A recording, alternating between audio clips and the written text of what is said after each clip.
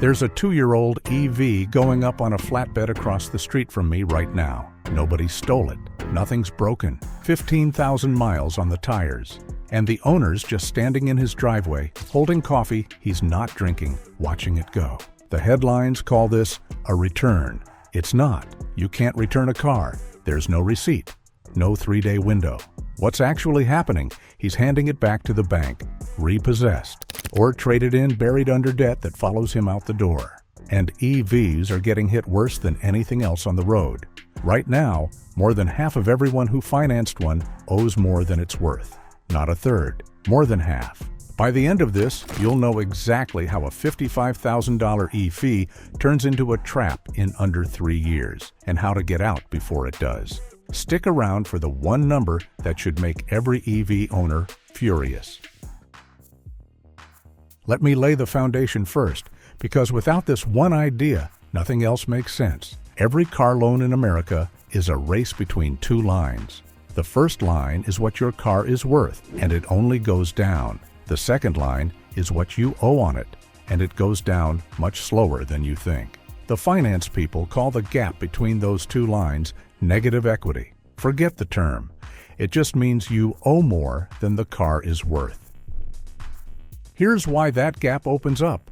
The moment you drive off the lot, the car sheds value fast. Your loan does not care. In the early years of a loan, most of your payment is interest, not principal. You are paying rent on the money before you are paying off the car. So the value line drops like a rock, while the debt line drifts down like a feather. And for the first 3 or 4 years of a long loan, you owe more than the car is worth almost the entire time. The old-timers who financed cars over 36 months never saw this problem, because a short loan pays down principal fast enough to stay ahead of the drop. The cars didn't change. What changed is the loan underneath the car. And in 2026, the loans underneath America's cars have been stretched thinner than the industry has ever seen. Now here is why this is a horror story specifically for electric cars. Every car loses value. An EV falls off a cliff. The average new car loses something like 45% of its value over 5 years. An electric car, on average, loses closer to 58%, and some models have done far worse than that. In the first year alone, a typical EV can shed 35 to 40% of its value. By 5 years, it is worth somewhere around half of what you paid, or less. So take the two-line race we just talked about, and picture the value line falling nearly twice as steeply. The debt line hasn't moved much. The gap between them isn't a gap anymore. It's a canyon. Why do EVs fall this hard? A few reasons stacking on top of each other. The technology moves fast, so a 3-year-old EV feels a generation behind on range and charging speed, the way an old phone feels slow. Automakers keep cutting prices on new models, and every cut drags down the value of the used one sitting in your driveway. And hanging over all of it is the question every used EV buyer asks, and every seller dreads. How healthy is that battery really? And there's a second wave crushing values right now that most owners never see coming.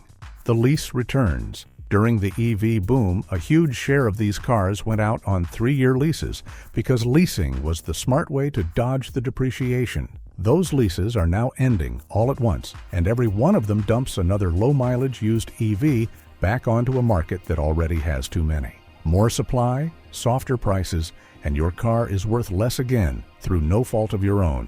Put it in hard numbers. Right now, around 54% of people who financed an EV are underwater on the loan.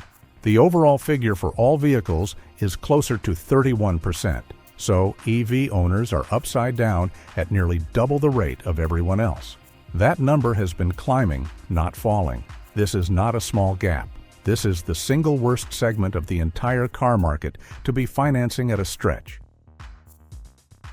Numbers get abstract fast, so let's run one real example, start to finish, so you can see the trap close in slow motion. Say you buy a $55,000 EV. You put $2,000 down, which is what a lot of people actually put down, and you finance the rest over 72 months. That's a 6-year loan. Your balance to start is around $53,000. Now watch the two lines. Drive it off the lot, and within the first year that car sheds 35 to 40%. Call it 36%. Your $55,000 EV is now worth about $35,000, but you've only made 12 months of payments on a 6-year loan. And remember, most of those early payments are interest, so you've barely knocked your balance down to maybe $47,000. Worth $35,000. Oh, $47,000.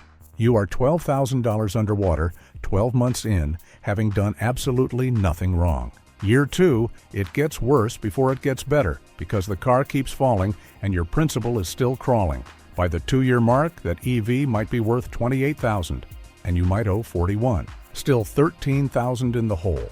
That is the exact moment a lot of owners decide they want out for whatever reason, and that is when they discover the number. They thought they had some equity. Instead, they have a $13,000 bill just to leave.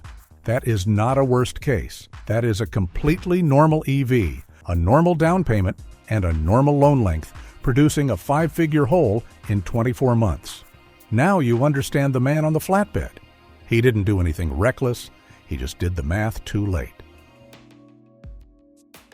Now start with the price because everything downstream flows from it. The average new electric vehicle in America sells for around $55,000. That's roughly $6,000 to $7,000 more than the average new car overall. And that number is the price after years of the industry cramming these cars with bigger batteries, bigger screens, and more technology than most buyers ever asked to pay for. For a while, one thing hid the pain. The federal tax credit, worth up to $7,500, made the sticker feel smaller. Dealers applied it right at the point of sale, so the car felt cheap on the day you signed. But that credit expired at the end of September 2025. It's gone, so the price you see today is much closer to the price you actually finance. Here's the cruel twist that credit left behind. It didn't just make new cars feel cheaper.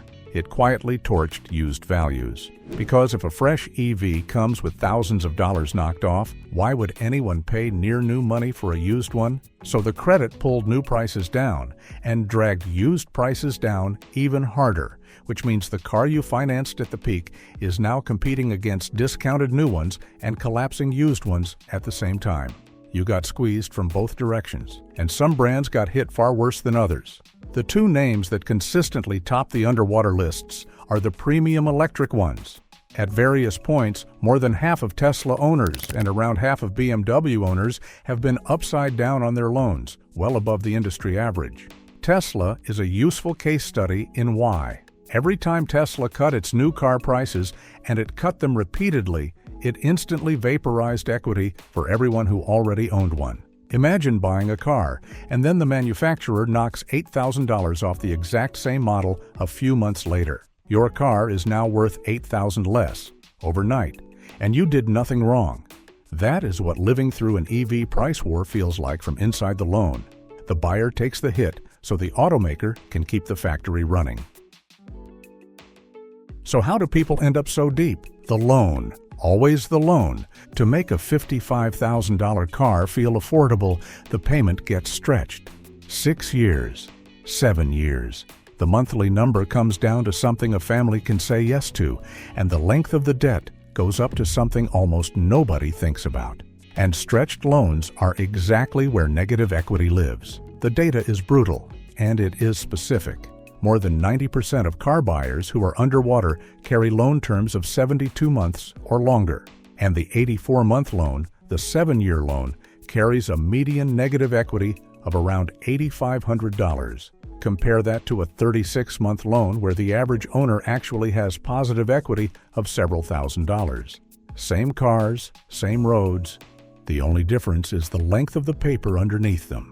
Stretch the loan, and you spend years paying mostly interest while the car dives in value beneath you. On a normal car, that's a bad position. On an EV, which is diving faster than anything else on the market, it's a trap that closes in under 3 years. And here's the mechanism that makes it snowball. When someone finally trades in an underwater car, they rarely just eat the loss. The dealer offers to roll it into the next loan. So the $7,000 you're still upside down doesn't disappear, it gets bolted onto the financing for your next vehicle. Now you're buying a new car and starting several $1,000s underwater before you've even left the lot. Do that twice, and you're carrying the ghosts of 2 old cars inside the loan on your third. This is how a person ends up owing $70,000 on a car that's stickers for $50,000. The debt didn't come from the new car. It came from the 2 before it, and every rollover buys the dealer another sale while burying the customer another layer deeper.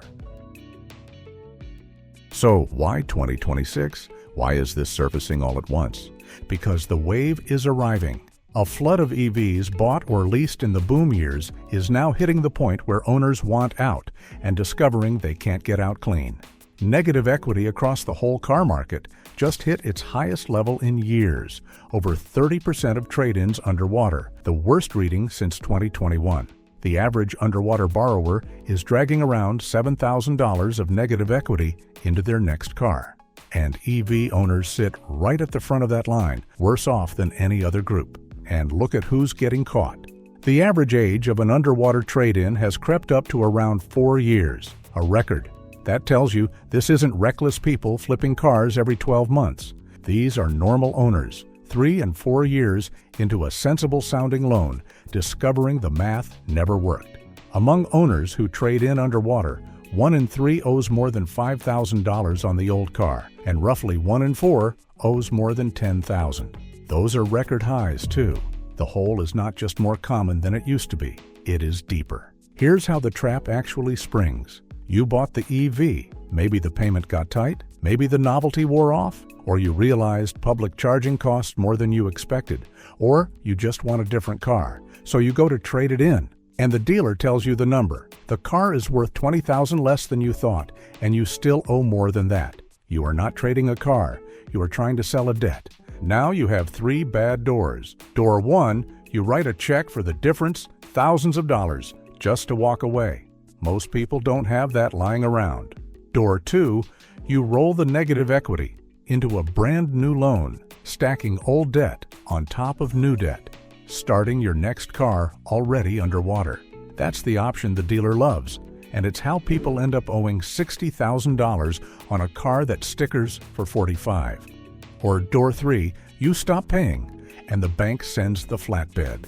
And a repossession does not erase the debt. They sell your car at auction for pennies, and they bill you for the gap.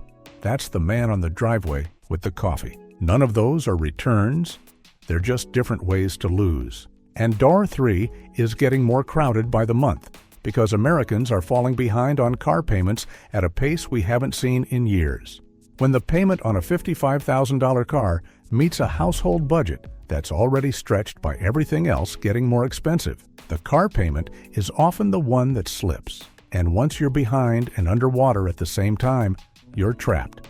You can't sell because you owe more than it's worth. You can't easily refinance because no lender wants to loan more than the car is worth either.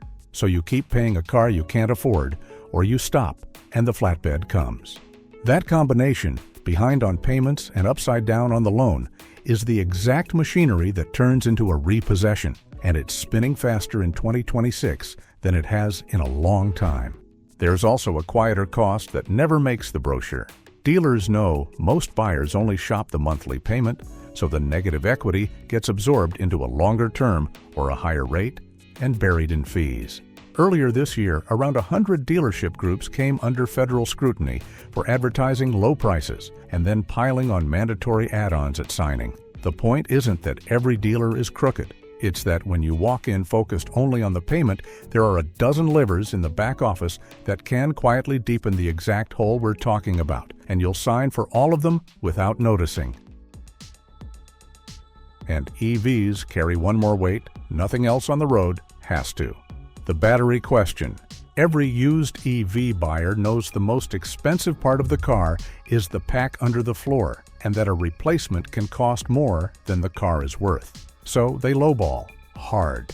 Even if your battery is perfectly healthy, the fear of a bad one drags down what anyone will pay for yours. On top of that, this has been a brutal year of EV battery fire recalls, cars getting park outside orders, brands buying vehicles back because they couldn't fix them. Every one of those headlines makes the entire used EV market a little more nervous, and a nervous used market means even lower resale, which means even deeper negative equity for the person still making payments. The gas car depreciates because it gets old. The EV depreciates because the whole world is quietly betting the next one will be better, cheaper, and safer. And that bet comes straight out of your equity. Think about how that plays out when you actually try to sell. A used gas car buyer haggles over a few $100s. A used EV buyer walks in already nervous about the single most expensive component in the car, and every fire headline and every new cheaper model has handed them ammunition. They're not haggling over a few $100s. They're deciding whether your car is a bargain or a liability, and that uncertainty always gets priced against the seller.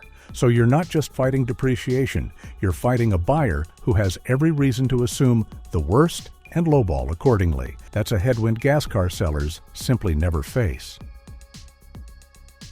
Before we get to the fixes, there's a human piece of this that the spreadsheets miss, and it matters. The reason people get stuck isn't just math, it's that a car is emotional. You pick the color, you set up the profile, your kids know it as their car. So when the payment starts to pinch, the instinct is to hang on, to keep paying, to not admit the deal went bad. And the longer you hold a car that's underwater and getting tighter every month, the more interest you pour into a hole. On the other side, the panic move is just as costly.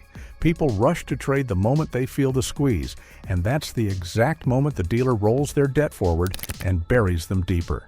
So you've got one crowd frozen in place bleeding interest and another crowd bolting for the exit straight into a worse loan. Both are reacting to the stress instead of the numbers. The people who get out clean are the ones who look at the two lines coldly and act on the math, not the feeling. So let's get practical because this is avoidable. First, the loan is the whole game. If you cannot afford an EV on a 60-month loan or shorter, you cannot afford that EV. The 7-year loan isn't making the car affordable. It's hiding the fact that it isn't. Shorten the term and you keep the debt line ahead of the value line, and you never fall in. Second, put real money down. The point of a down payment isn't the monthly number. It's a cushion against that first-year cliff. So when the value drops 35%, you're not instantly underwater. Third, seriously consider leasing an EV instead of buying one. And this is the one place the depreciation actually works for you. When you lease, the plummeting value is the manufacturer's problem, not yours. You hand it back at the end and walk away. The fact that so many people quietly lease their EVs instead of buying them is not an accident. It's the market telling you who should be absorbing this risk, and it isn't you. Fourth, if you're buying used, that collapse is your friend, but only if you check the battery. A 2- or 3-year-old EV that lost half its value is a genuinely great deal if the pack is healthy. Run the battery health check and the VIN before you sign. 5 minutes of checking is the difference between a bargain and inheriting someone else's trap. Fifth, and this is the one almost nobody thinks about until it's too late, get gap insurance if you're financing with little down.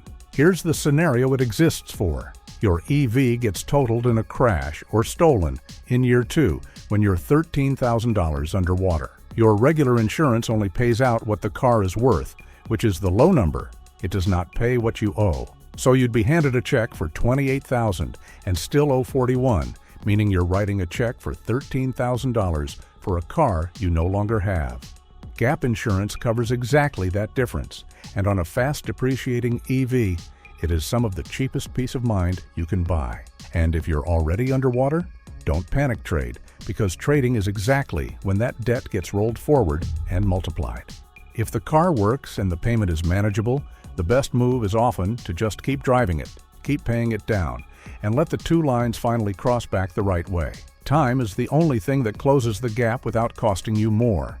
And throw every extra dollar you can at the principal, not the interest. Even a little extra each month, applied to principal, pulls that debt line down faster and gets you to daylight sooner. So here's where it lands. Nobody returned these cars because you can't. What happened is quieter and worse. An entire category of buyers was sold a $55,000 car on a 7-year loan with a tax credit that made it feel cheap in the single fastest depreciating segment of the whole market. And then the credit vanished, the used values collapsed, and the fire headlines spooked the buyers. And now, more than half of them owe more than the car is worth. The car isn't the villain here. Most of these EVs are genuinely good to drive. The trap was never the engine. It was the paperwork underneath it, and the fact that an electric car falls through that paperwork faster than anything else on the road. So before you sign for any EV, new or used, look past the payment and the screen and the range. Look at the length of the loan, the size of the down payment, and how far that specific model has already fallen. Because a car you love is a joy, and a debt you can't escape is a flatbed in your future. And the difference between them is decided the day you sign, not the day you try to get out. Now I want to hear from you. Are you underwater on a car right now, EV or not? And knowing all this, would you still buy an electric car, or lease it, or wait? Drop it in the comments. I read everyone. If this saved you from a bad decision, hit like, subscribe, and hit the bell so you catch the next one. See you there.